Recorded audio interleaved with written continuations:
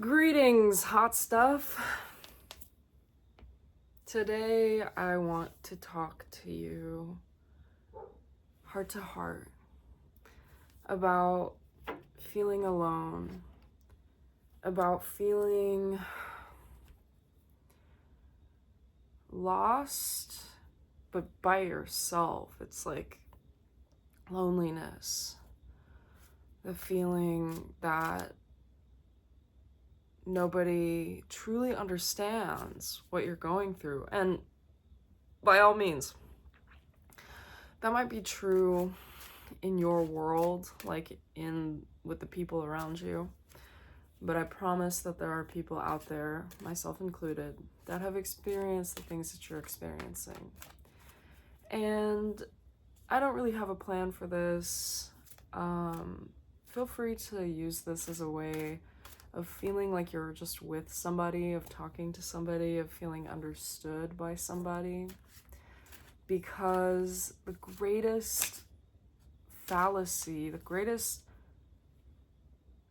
lie, I don't know, but it's just not true, is that you're completely alone in your experience, and this experience that you're experiencing is unique, because it's not. And that's kind of a harrowing and a comforting thing, you know. It's nice to feel like there's a little bit of uniqueness to you. And there is, right? I'm not saying that, like, you know, you are not unique, because you are. I'm just saying that as far as experiences go, it's happened before and it'll happen again. And for me, I take some comfort in that. I take some comfort knowing that there are people around the world that I don't know, that don't know me, that are experiencing things very, very similar, if not the same, to what I have experienced in my life.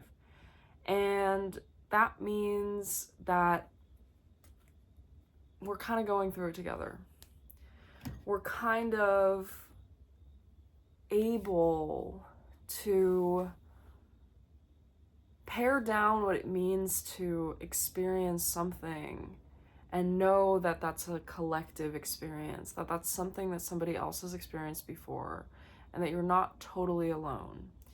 And I understand what it feels like to be alone. I understand what it feels like to feel lonely. I think that there's a very, very deep and almost inexplicable feeling that loneliness describes, because loneliness, you could be with other people and feel alone. You can be surrounded and still be lonely, still feel like you don't have anyone that truly understands what you're going through, that doesn't or can't, or you won't share with them or don't want to share with them the depth of this aloneness that you feel. And I don't really know how to get rid of that feeling. I think that, you know, with time, these things change, but loneliness is such a familiar experience for me.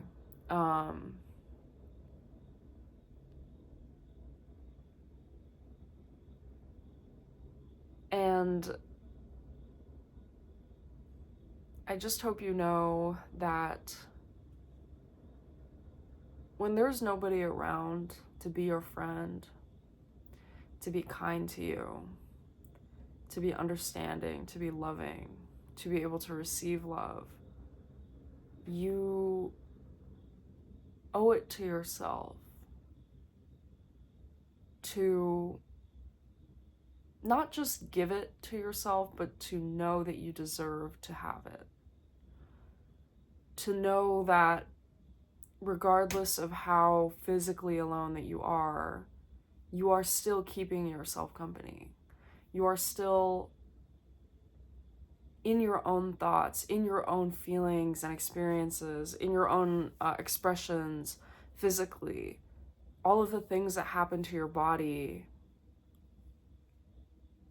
they make an imprint. They have a mark. They have an impression that is really easy to let go when you're not keeping yourself company. And I'm sorry.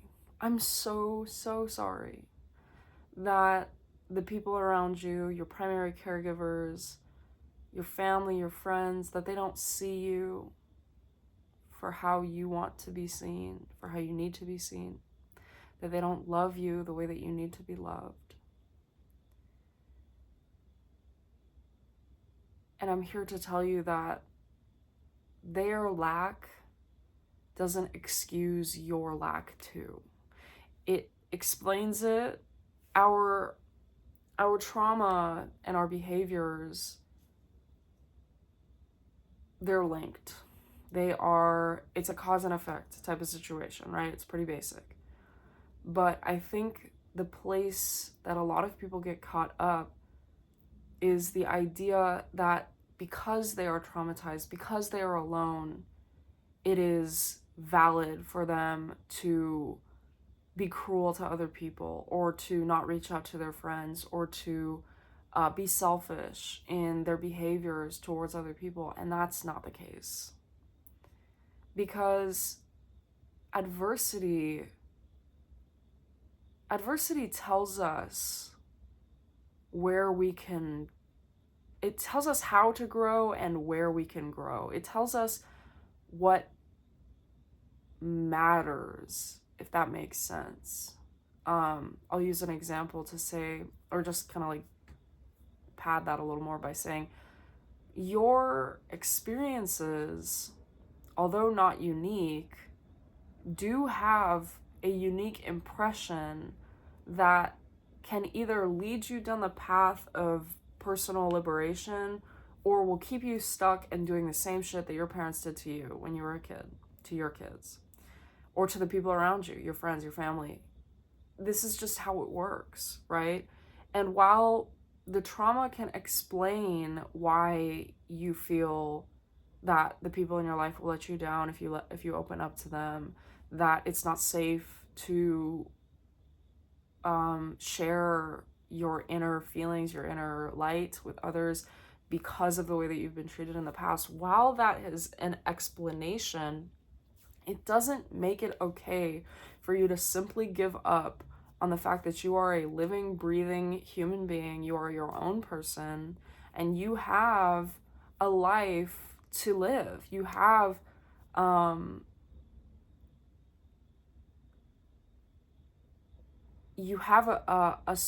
body, a soul, a mind, a spirit that's so rare and so important. And you can wallow all you want. You can feel like you didn't deserve it. You can feel like you've been wronged, that the world is out to get you, whatever it is. But as long as you retain that perspective, that is all you will bring into your life.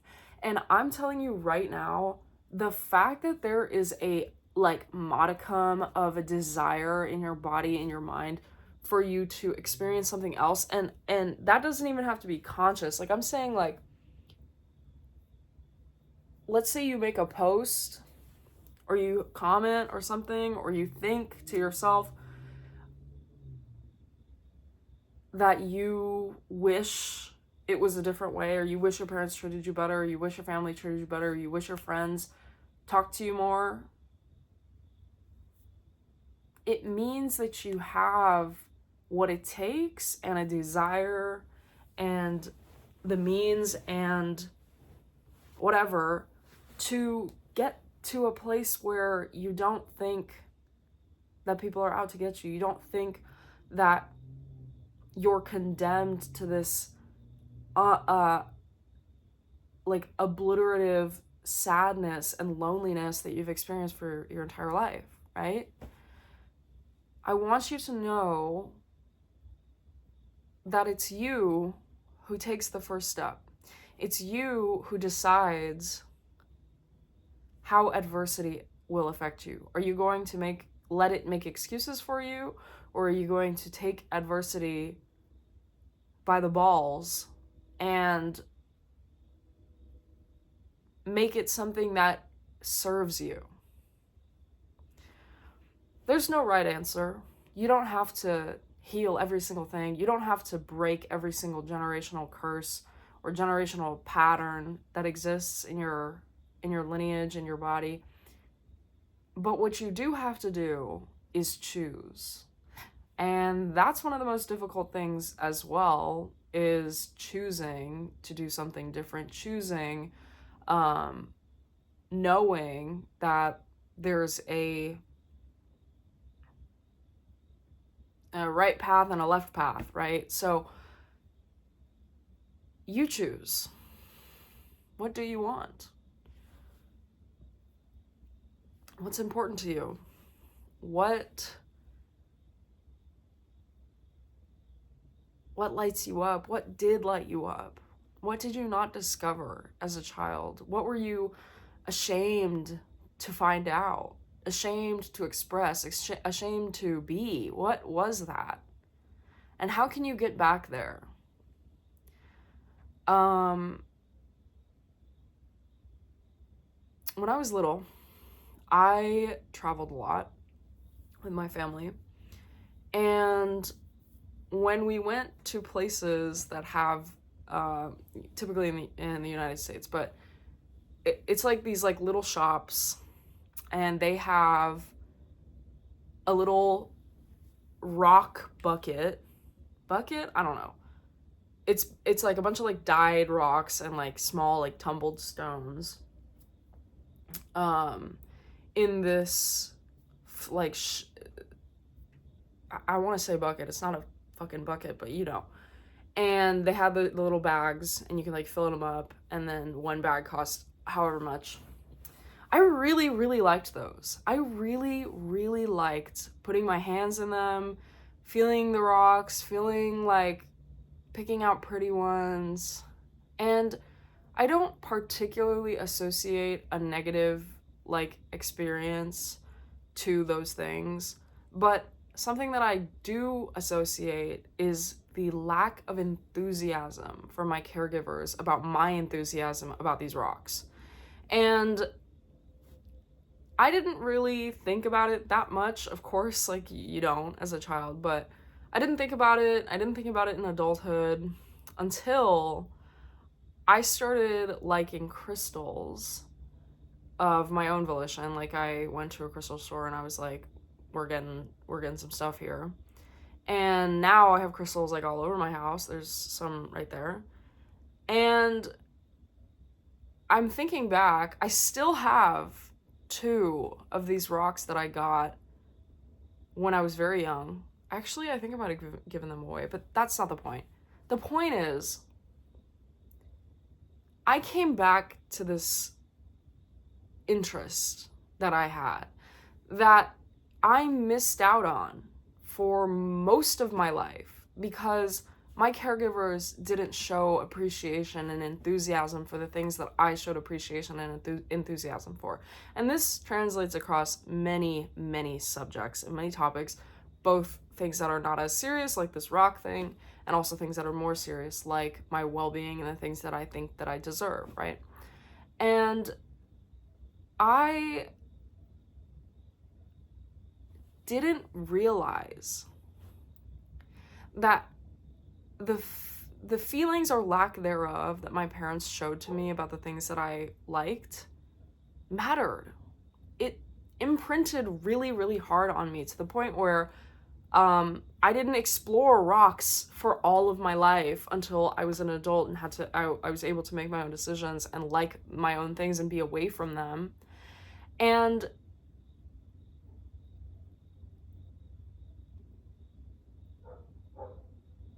I didn't let, again, more than just the rocks thing, there's other things that correlate to this, what I'm about to say. I didn't let, actually, I did. I let my parents control the way that I perceived my reality for my entire, life as a minor. And there are still scars today, but what I also did was take that fear or scarcity, this sensation that I had to be likable to them, and I made that a part of who I am now, which is I don't give a damn if somebody else thinks that the things that I like are stupid or that the things that I say don't matter. I don't care, because I spent way too long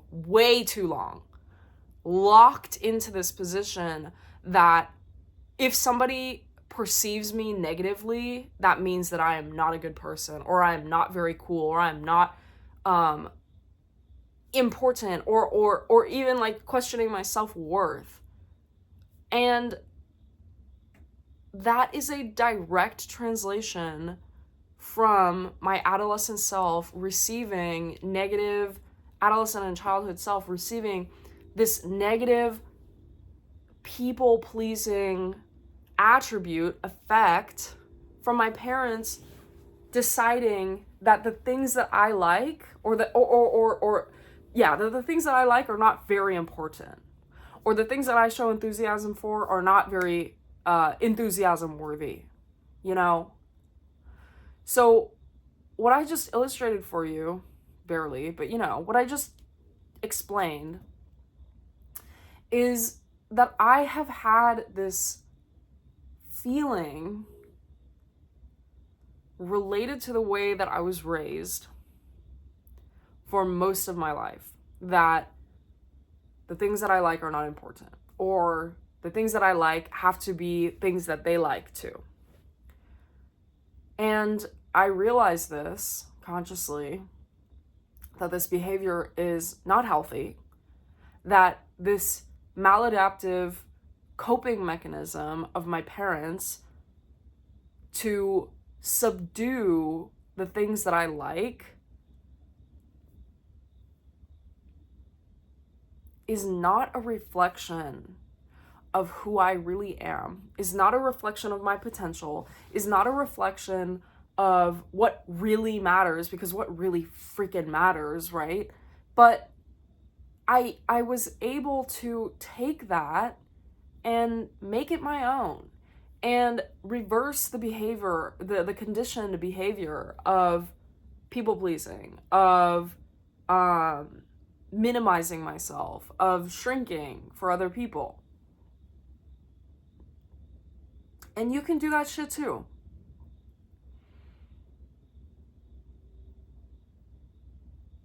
You should never, ever, ever be afraid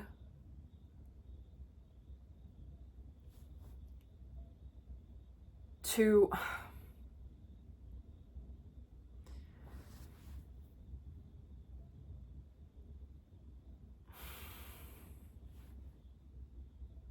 there's a lot of shit that you should never be afraid to do.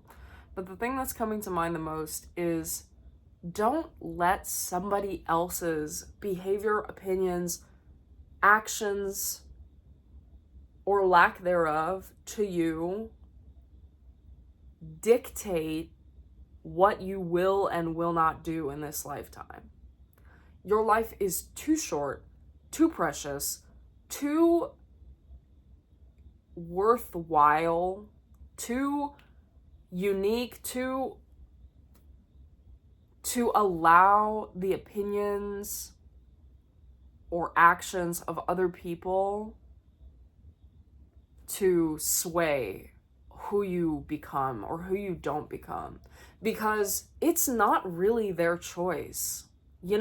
It's not really up to them what you will or will not become. It's not really their fault that you actually, okay, I'm gonna put an asterisk on that, because yes, your parents hurt you. My parents hurt me too. yes, you have been wronged in this lifetime. I have been wronged too. But the difference between a person like our parents and the people that we are is that you can choose to disallow or allow their behaviors to impact you. You will be the decider. Take the freaking driver's seat. Grab the steering wheel, sis. Pick up the, I don't know. Figure it out. Find a way.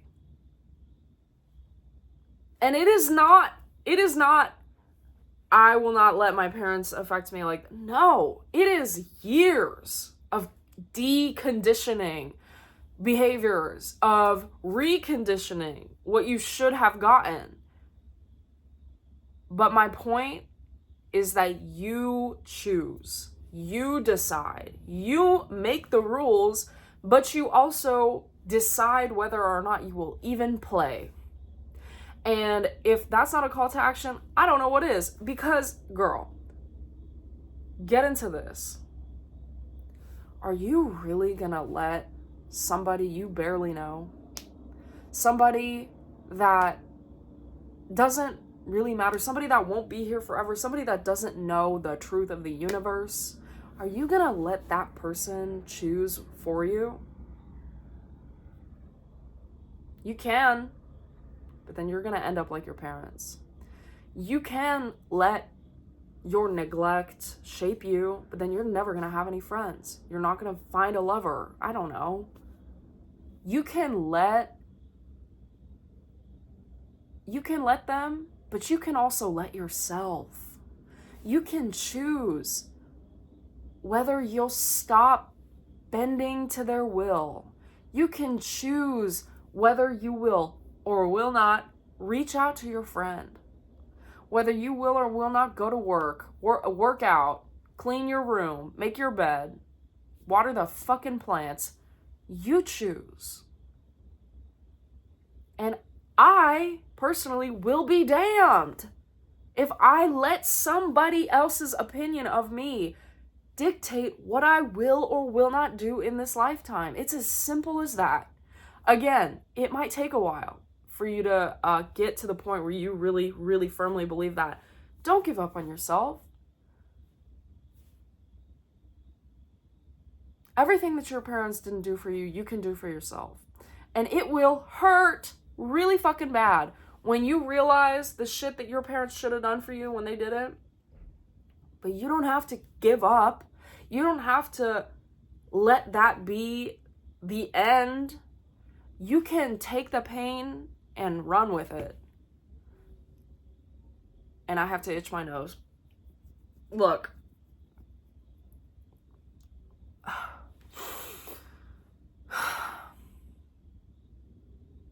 I know it's not easy. I know it feels hard. I know it is hard. I know it's scary and uncertain and really just kind of feels like a gamble. But if you've never seen the other side of what it's like to be like emotionally healthy or just like self-sufficient, emotionally, physically, whatever, you'll spend your whole fucking life knowing that you could have made the choice, taken the leap, and you didn't. And I'm not trying to say that to scare you, because like genuinely you can do this at any point in your life. There is no too late. There is no you're never too old. Like, it's for real. But the point is, you have a choice. You're not alone. I love you. And try. If you feel it, if you know in your heart, if you know in your body, if you know somehow, some way that you want just a little bit more, try to give it to yourself and see where you go. See how far that takes you. See what you become. Because it changed my life. I am not the same person that I was I mean, even a month ago, even a day ago, whatever. But I was so lost in my own feelings of neglect, of loneliness, of aloneness, of fear, of like people pleasing, of shrinking myself. As I was saying, I have been so lost in those feelings, and I have felt like there's no way out. I have felt and I have known that this is just how it is gonna be. But there was something else there. There was something more. There was a little bit of, what if it wasn't though? What if I really love myself? And this is not conscious, girl. I'm out here like hating myself. I'm not thinking, what if I loved myself? Like, no. What I am thinking is I'm really, really sad, and I keep being really, really sad, and all of the stuff that I do makes me really, really sad. What if it wasn't like that? What if there was a little shift? What if there was somebody out there that loved me, and that person was me? That person became me, or I became that person. And that's what I'm trying to say to you. That you have the ability, the power, the drive, the whatever, the resources to become your own motherfucking savior. I love you so, so fucking much. Thank you for being here. Bye. Have a great rest of your night and day and life and soul journey. You deserve love. You deserve to be loved, and you deserve to be the person that will give it to you first. Bye.